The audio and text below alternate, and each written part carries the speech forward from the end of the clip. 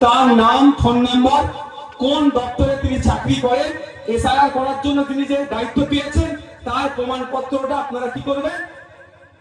নিয়ে রাখবেন। একদম তার প্রমাণপত্রটা কি করবেন? নিয়ে রাখবেন। যে কারণ ওই হচ্ছে মেন লোক। আপনার বাংলা এসছে, আপনার বাড়িতে মোদি এসে এসআইআর করেনি, মমতা দিদি এসে এসআইআর করেনি, করছে কে? অফিসার। তাহলে ওই অফিসারের সবটা আমি নিয়ে রাখবো। কেউ খারাপ আচরণ করবেন না অফিসারের সাথে, অনুরোধ করছি। সেই অফিসার আপনার আমার বাড়িরই ছেলে, তো আপনার আমার পাড়ারই তো কেউ হবে, তার সাথে খারাপ আচরণ আমি কেন করবো? কি তারটা তুলে রাখবো, আমি তার তথ্যটা তুলে রাখবো। এই জন্যই আর নজরে রাখবো। যদি আমার পাড়ায় আব্দুল করিমের, আব্দুল সবুরের বা রাম কাকার, সনাতন কাকার নাম যদি কাটে,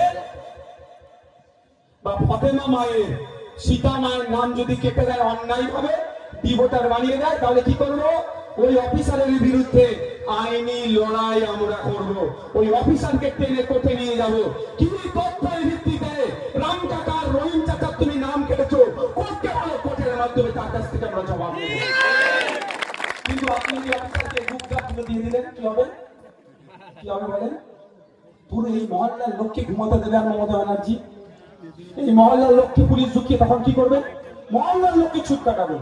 একজন হয়তো মেরেছে, পুরো মহল্লার একটাও পুরুষ ঘরে থাকতে পারবে? এইটা তো আপনাদের হয়ে গেছে, পার করেছেন তো নাকি? মনে আছে জনপ্রতিনিধি যাচ্ছে, তার পাশ থেকে ইট তুলে আপনাদের দিকে ছুটছিল, ভিডিওটা মনে আছে তো নাকি? ব্রিজের ওপর থেকে, নিচে থেকে। আমি কিন্তু ভুলে যাইনি, আপনারা ভুলে যেতে পারেন।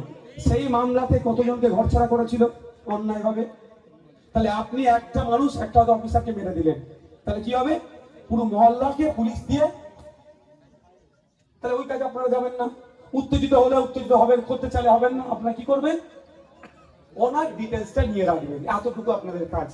আর এসআইআরটা কি একটু বলে দিন। এখন পলিটিক্যাল এসআইআর হচ্ছে, এর বিরুদ্ধে আমরা এর আগে সারা ভারতবর্ষে 13 বার এসআইআর হয়ে গিয়েছে। আমার বাপের বয়সী যারা আছেন, 2002-এ তো এসআইআর হয়েছে।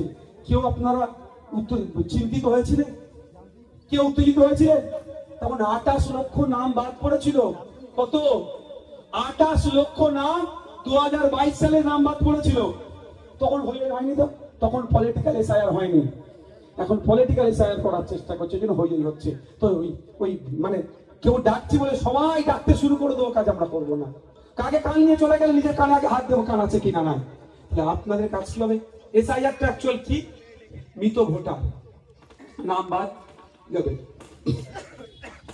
আপনাদের এখানে জগৎবল্লভপুর বিধানসভা থেকেও